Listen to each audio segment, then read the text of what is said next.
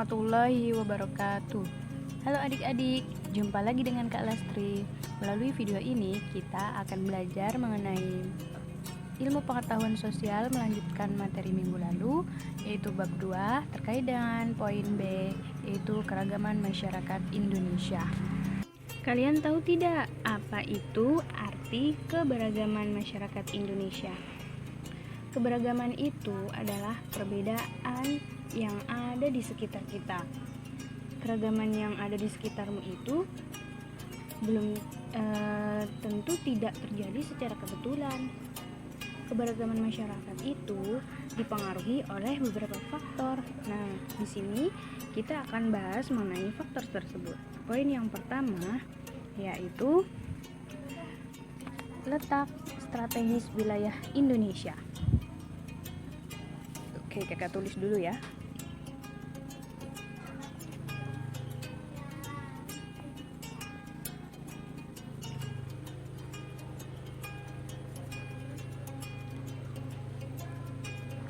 Nah, letak strategis Indonesia ini termasuk ke dalam faktor keberagaman masyarakat Indonesia karena kondisi demikian menyebabkan Indonesia berada di posisi silang jalur perdagangan dunia.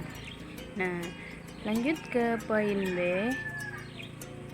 Faktor selanjutnya yaitu kondisi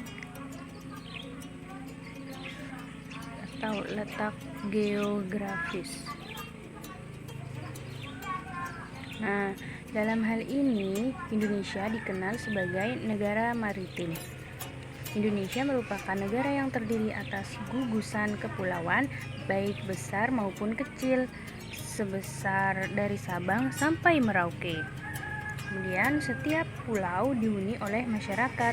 Masyarakat yang tinggal di berbagai pulau mengembangkan kebudayaan masing-masing. Nah, kondisi demikian menyebabkan bangsa Indonesia memiliki keberagaman budaya.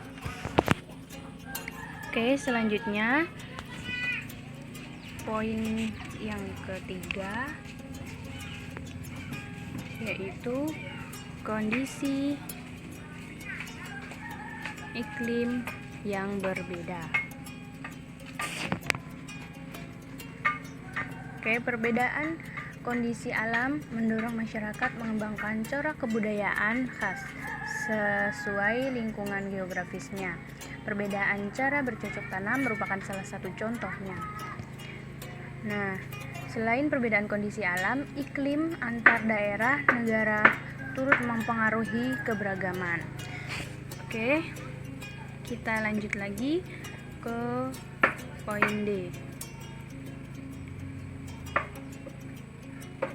yaitu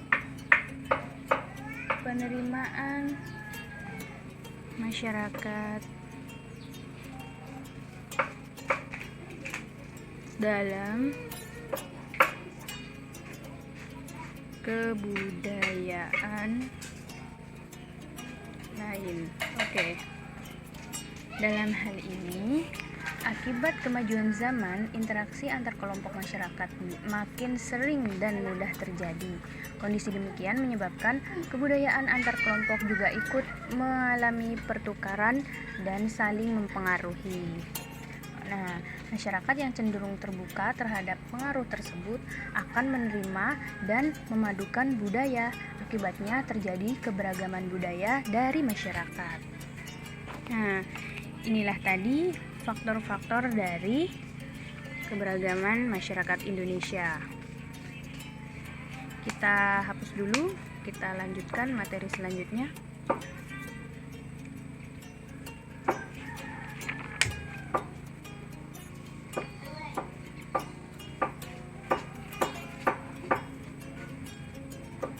Adik-adik sambil mencatat ya.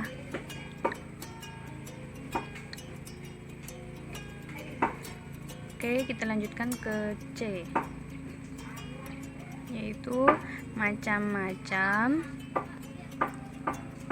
keberagaman.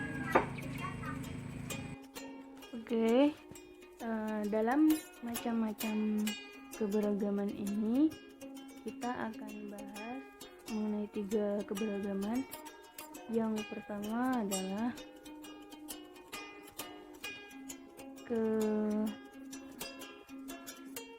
kalian juga sambil catat ya adik-adik, keberagaman etnik dan budaya. Oke, dalam keberagaman etnik dan budaya ini, yaitu perbedaan masyarakat ke dalam kelompok-kelompok tertentu yang tidak menunjukkan tingkatan. Artinya, setiap etnik berada di posisi sama dan seimbang.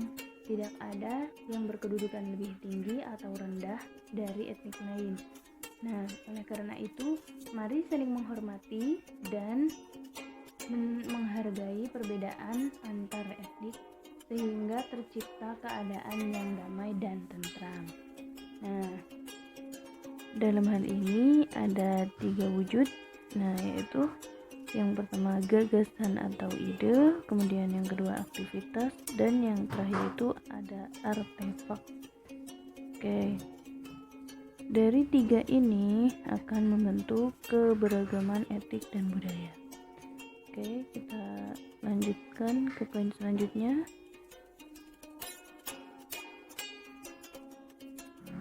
Selanjutnya adalah keberagaman agama. Oke. Perbedaan agama juga termasuk ke dalam keberagaman masyarakat. Negara Indonesia mengakui 6 agama besar yang dianut oleh rakyatnya. Nah, dalam hal ini ada agama Hindu, Kristen, Islam, Katolik, Buddha, dan Konghucu. Nah, itu adalah nama-nama agama yang diakui oleh rakyat Indonesia.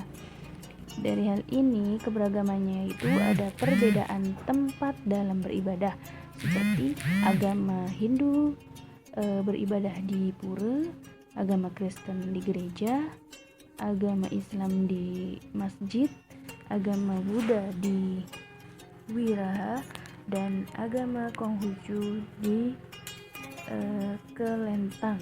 Nah, itu adalah macam-macam perbedaan dari setiap agama yang dianut oleh masyarakat Indonesia. Jadi dalam hal ini itu kita memiliki kepercayaan masing-masing sesuai dengan agama yang dianut. Oke, kita lanjut ke poin yang ketiga, yaitu peran dan fungsi keberagaman. Oke, adapun peran keberagaman budaya dalam masyarakat Indonesia adalah sebagai berikut. Yang pertama, bisa saling melengkapi, kemudian sebagai daya tarik atau sebagai daya tarik bagi bangsa lain. Kemudian yang ketiga, mengembangkan budaya nasional. Kemudian yang keempat, terciptanya toleransi. Dan yang terakhir, mendorong motivasi kebudayaan. Nah, itulah tadi peran dan fungsi dari keberagaman, terutama dalam kebudayaan. Oke, cukup sekian pertemuan kita pada kali ini. Semoga bermanfaat dan semoga kalian dapat memahaminya, menerapkannya, dan kakak akhiri. Terima kasih. Wassalamualaikum warahmatullahi wabarakatuh. Sampai jumpa.